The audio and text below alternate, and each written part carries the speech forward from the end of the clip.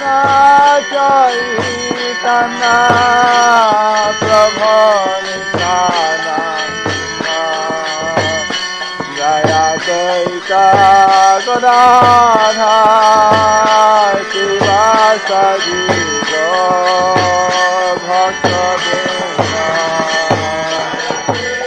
The following is a class given by His Holiness Jayapataka Swami Maharaj on October 6, 1979.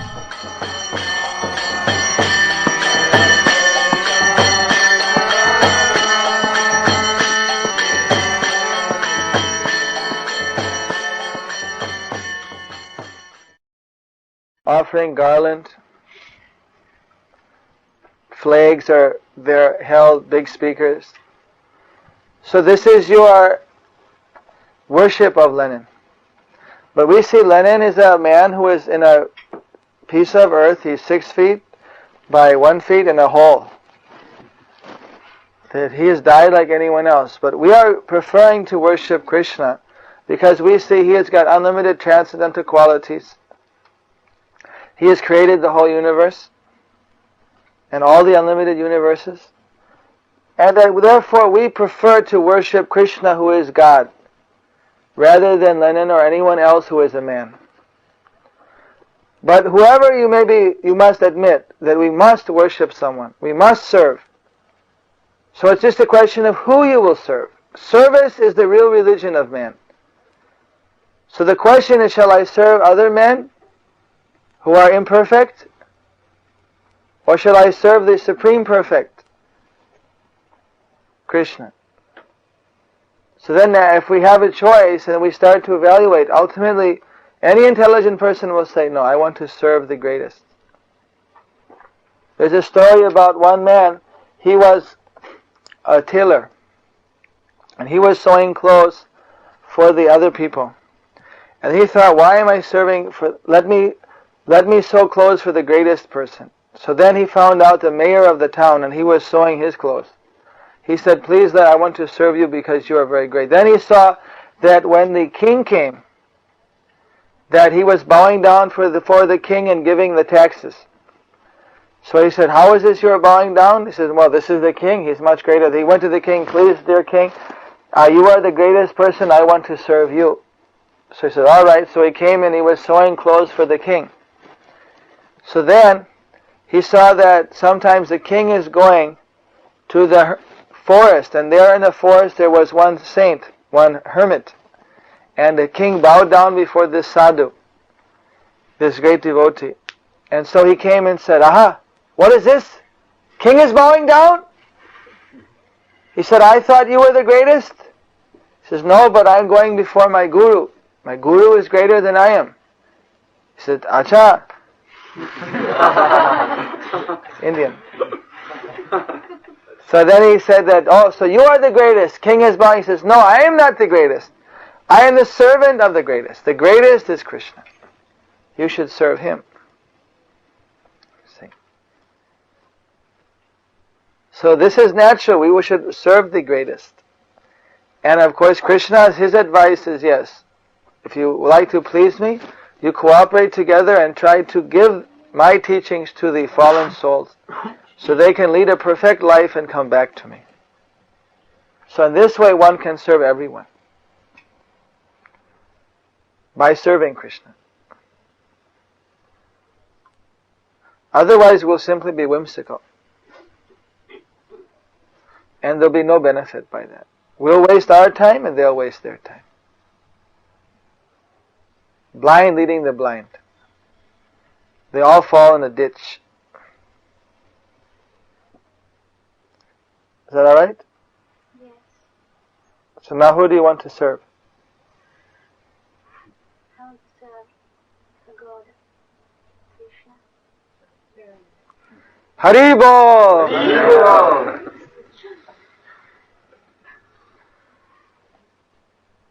Yes? 3 small questions. I don't know if I can handle 3.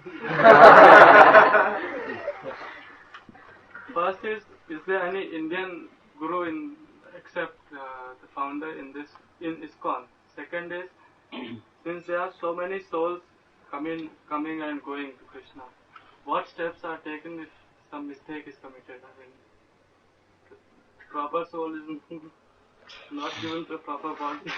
For example. Krishna doesn't make mistakes. And third is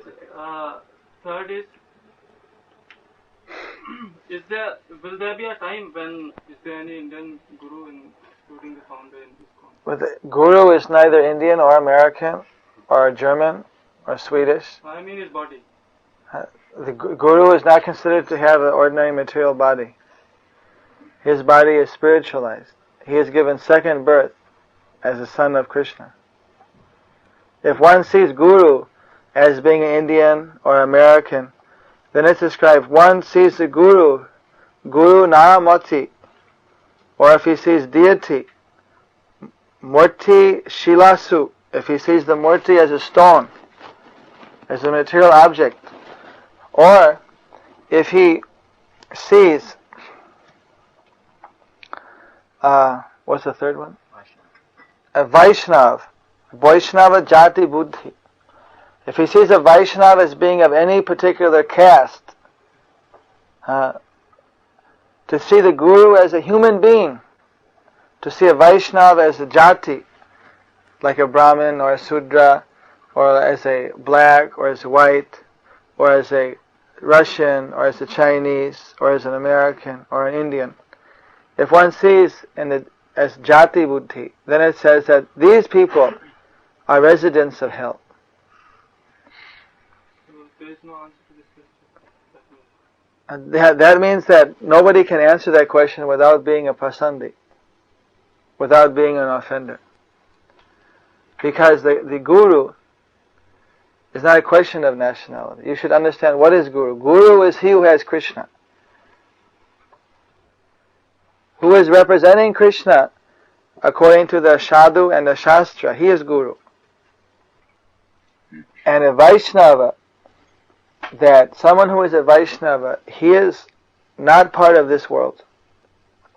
He is directly connected with Krishna. Whatever he was previously, before being a Vaishnava, that is due to so many karmas. But as soon as he becomes a Vaishnava, all those karmas are finished. Apavitro pavitro va. Whatever is pure or impure, whatever is impure, that becomes purified. Apavitro pavitro va. Sarvastangatopi jasmaret pundarik aksham sa bhaya bhyantaram suchi. Shri Vishnu, Shri Vishnu, Shri Vishnu. Inside and outside, he becomes fully purified by the power of Vishnu mantra at the time of initiation. Just like a touchstone can touch lead and make it gold, the mantra of Guru changes one from material to spiritual. So if one sees a Vaishnava, oh, he is an American Vaishnava, here is an Indian Vaishnava, then here is a Muslim Vaishnava, or here is a this Vaishnava, he does not know what is Vaishnava. He is making offense. Vaishnava has got no caste or creed. Here is a very big, fat Vaishnava, here is a thin Vaishnava. That's not the qualification. To who has got Krishna? Who is serving Krishna purely? Oh, he is Vaishnava? There's no other caste. There's a special caste. When you say, what is the gotra of a Vaishnava? It's Achyuta gotra. There's a separate gotra, separate everything.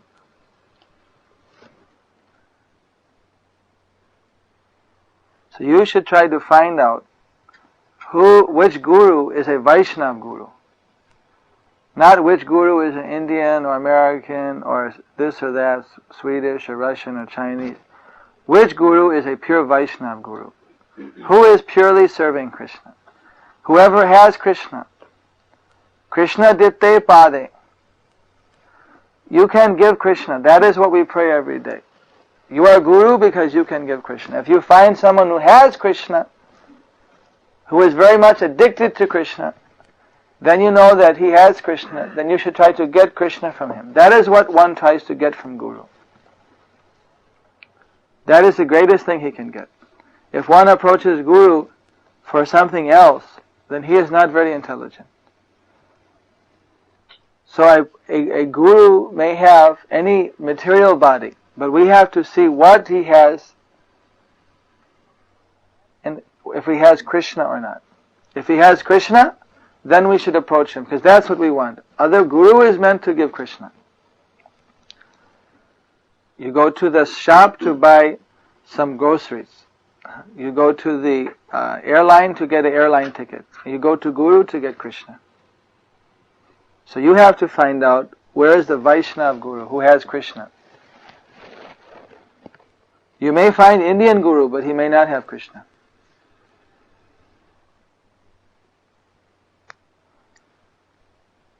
You may find a Chinese, Russian Guru, but he may not have Krishna.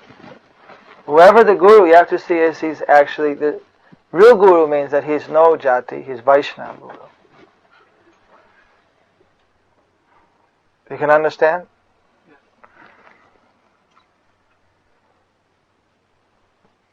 How can one get fixed up? How can one get fixed up?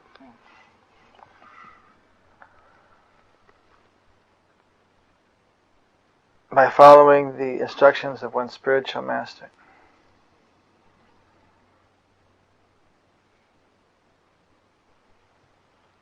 As more dear than one's own life.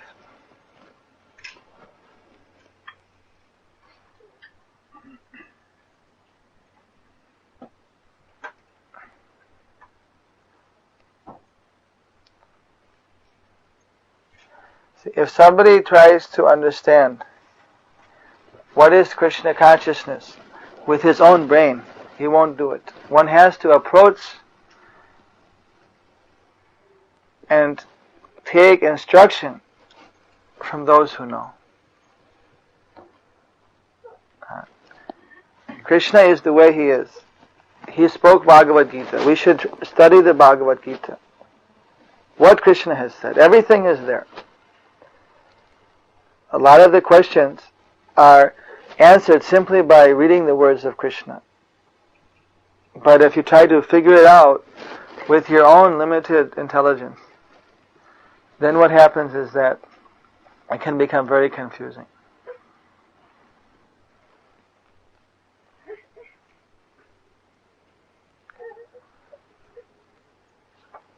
Just like in our experience, if I take something out of here, it becomes empty. So you're thinking, if I take the souls out, then where everybody will go away? How the universe will go on? The one big guy will be standing there and all the planets will be empty. You see that? But the point is that there's a constant influx also. Krishna can manifest so many additional souls that are in different places. That is possible. So the universe is always filling up. So we have to understand the thing. We should not try to speculate that how this is going on. We should try to read from the authorized scriptures, hear from the bona fide sources how the thing is going on. Not try to think of it with our own brain, because surely we'll make a mistake. It's very complex, and it does not work in a way which may immediately come to our logic. Just like the Shastra says that bones are impure. Har. You know bone? What's your mother tongue? Hindi. Hindi. So they call that har, the bone? Haddi. Haddi. So this bone of any animal, this is considered to be impure. Asuchi. Apavitra. But we are using a bone every day in our puja. We use the shank, the conch. So that is a bone of a sea animal. But Shastra says that this is a pure one. In the same way, the Shastra says that any stools, mal, or mutra, what do you call? Mal, of any animal, this is apavitra, or this is impure. You call asuchi? Apavitra. So if one touches, he has to take a bath. If one were to touch that, he has to take a bath. That's considered to be a very bad. Yet, we are using cow dung to purify the house. In the Hindu family, they'll take some cow dung and water and that will purify. Because Shastra says that cow dung is pavitra.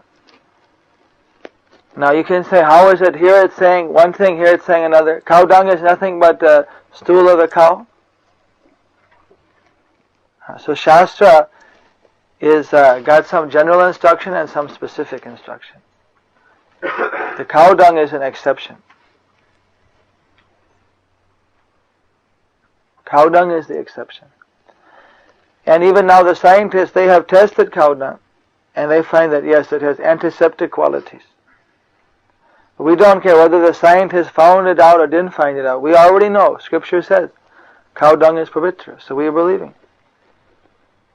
And now scientists, after it took them 5,000 years to invent the microscope, now they can say, oh yes, this is antiseptic. But we knew by Shastric Praman.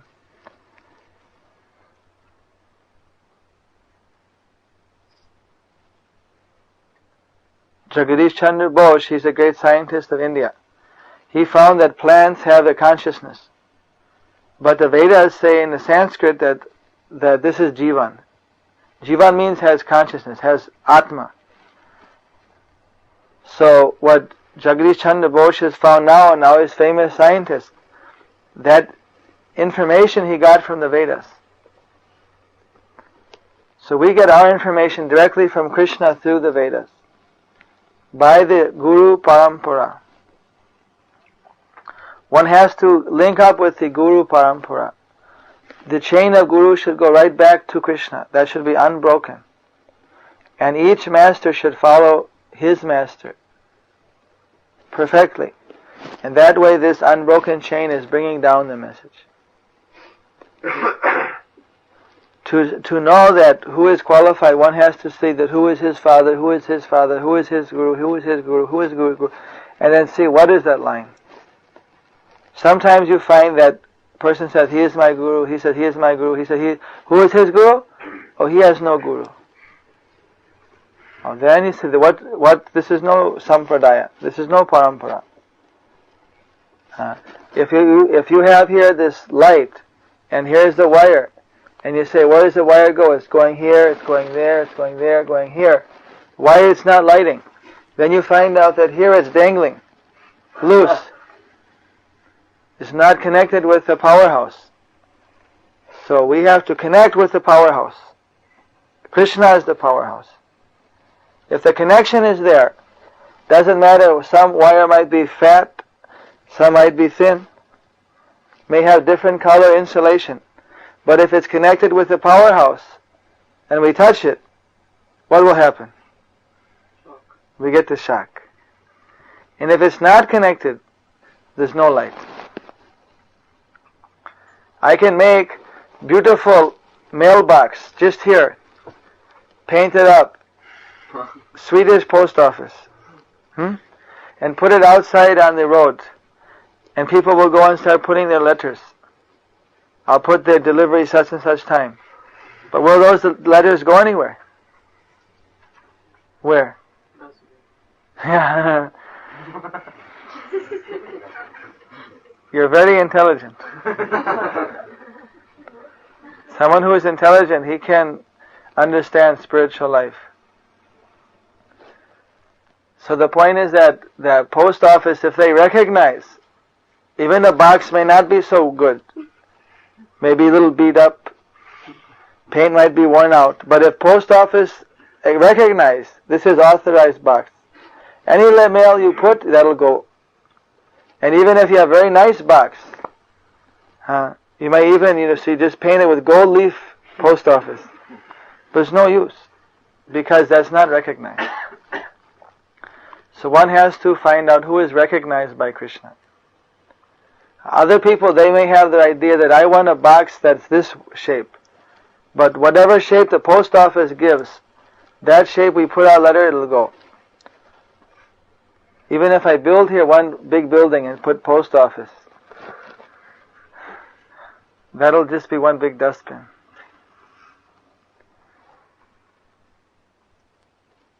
So we have to find who is recognized by Krishna.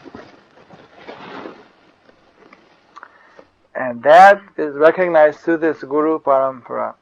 That person, if we serve him, follow his instruction how to serve Krishna, then that message will go to Krishna. And Krishna's mercy will come down to him. One more question. It said that the spiritual master is not different from the instruction, but still in the practice, we can feel that there is a difference. I mean, when it's personally present, what should be our attitude? No, when the spiritual master is personally present, like say the spiritual master says that you should chant